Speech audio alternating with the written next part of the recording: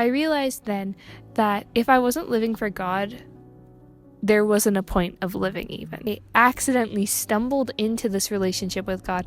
I stumbled into the truth and I stumbled into freedom without even knowing that's what I was getting myself into. Hi, welcome to today's video. I'm super excited because today I'm going to be sharing a little bit of my testimony, and this is the story of how I accidentally got into a super close relationship with Jesus and how I accidentally kind of got to the next level in my faith. So I decided to share my testimony because of a couple of reasons. The first one can be found in John 4 verse 39. It says, "Many Samaritans from the village believed in Jesus because the woman had said, 'He told me everything I ever did.'"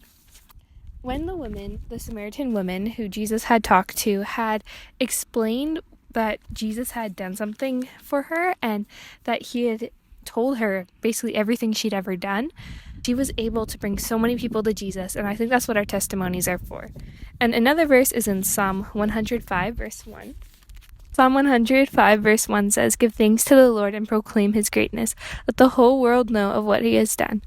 And by making this video and explaining a bit about my testimony, I'm sharing with the world what God has done for me. So I'm super excited. Let's get into it.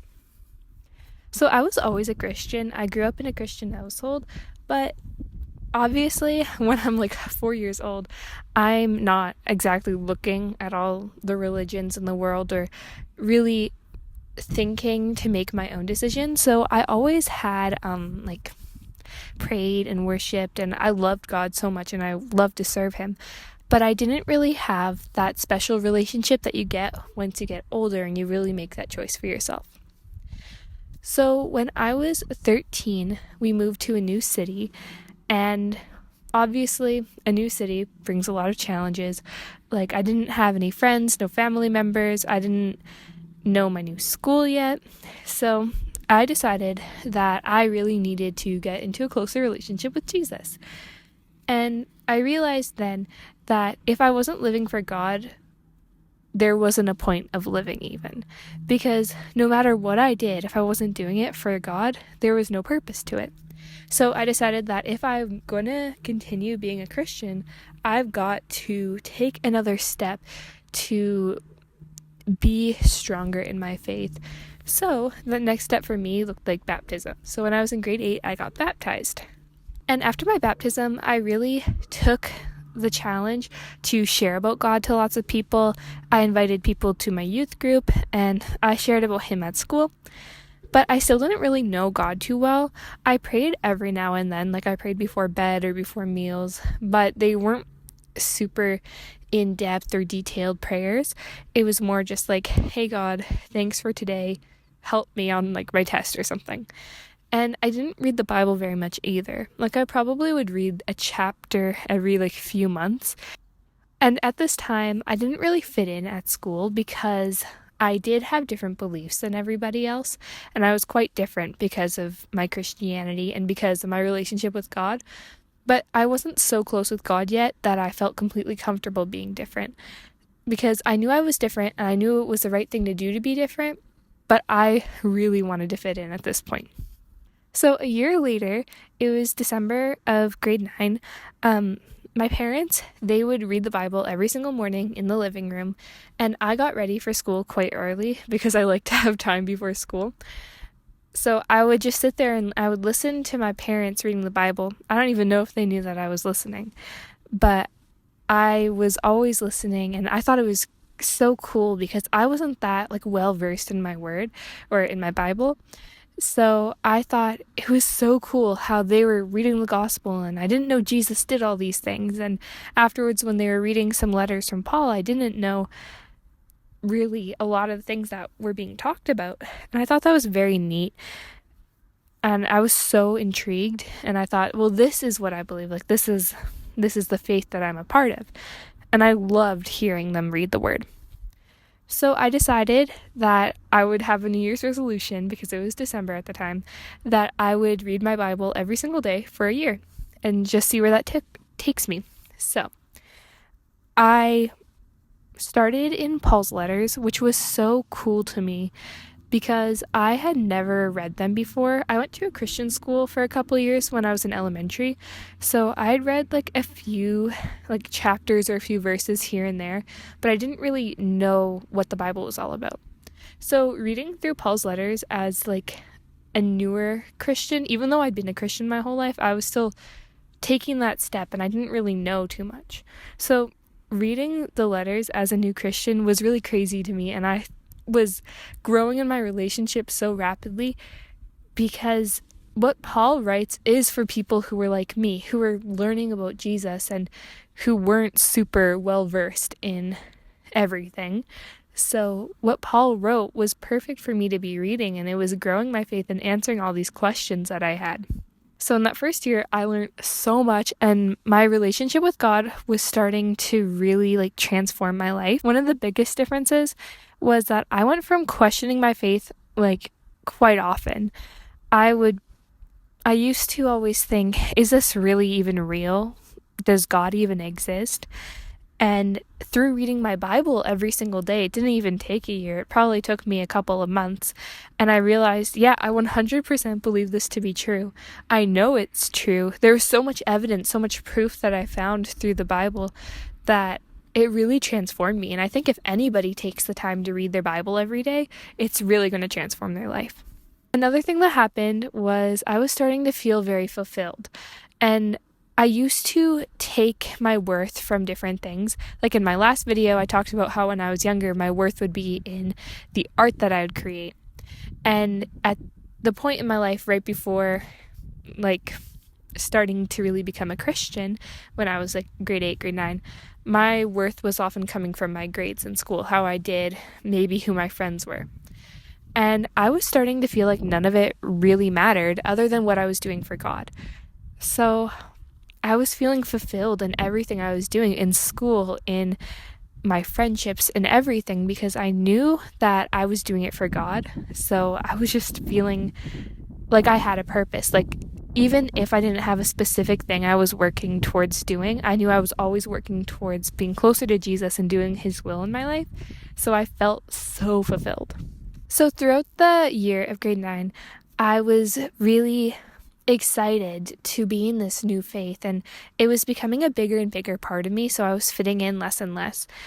And some kids at school didn't like it, and it wasn't because I did anything to them. It was just because they could feel that I was different, so they didn't really like that about me. They would often call me like too optimistic or too happy, and those are real things. There's a such thing as being too optimistic or too happy all the time, but those are never things that I do. I'm quite an empathetic person, I feel, and I do feel quite deeply even in the bad things. So I'm never going to be that kind of person who's like, well, at least you have whatever if something bad happens to you. So people started disliking me for that, and people would voice their opinions about that.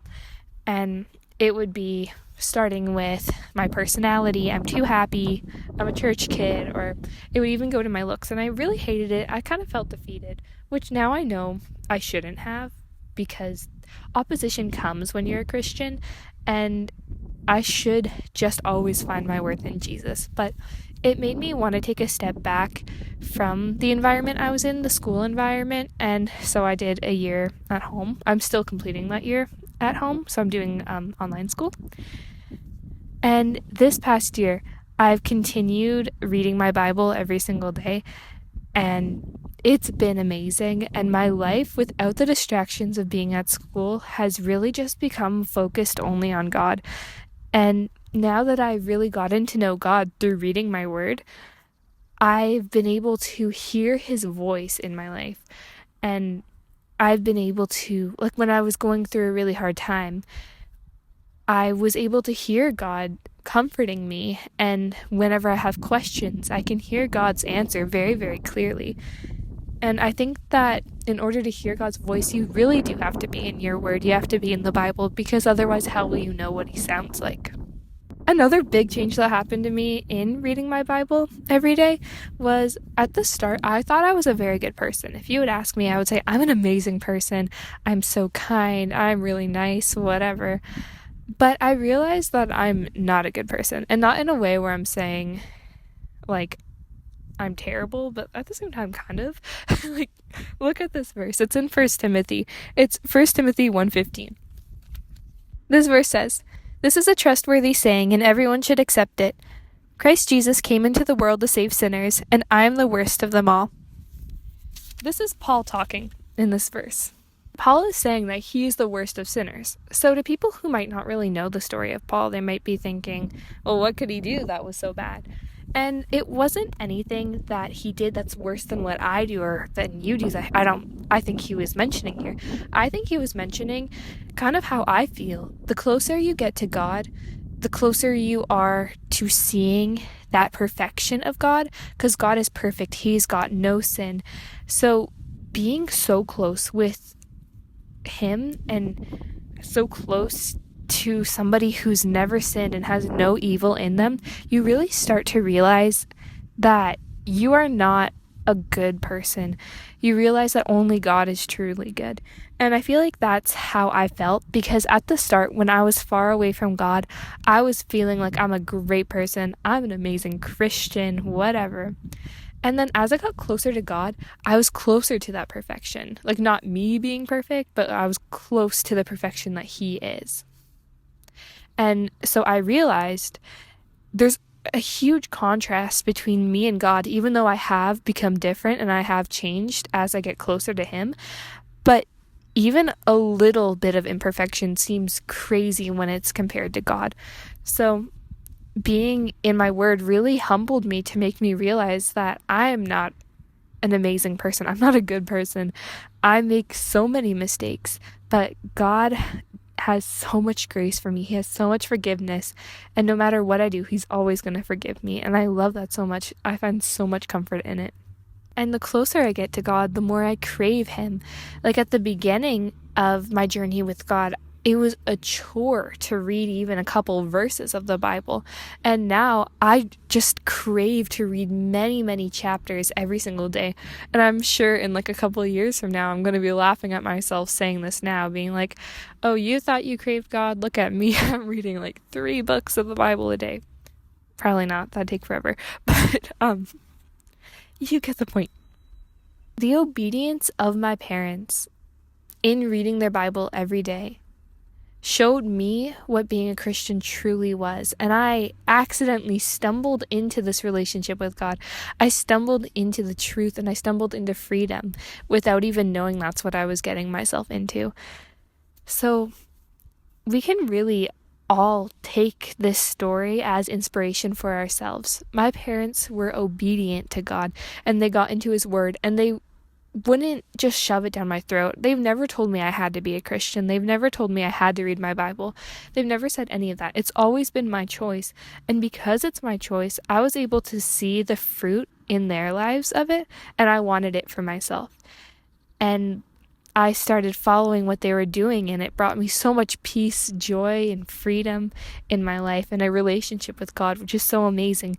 So we should all work to not push our faith down people's throats or shove it down their throats or whatever the saying is, because that's never going to work. What's going to work is showing how God is moving in your own life and making people think, I want that too. Just like it was for me with my parents. And also, go read your Bible. It's going to change your life. Thanks for watching.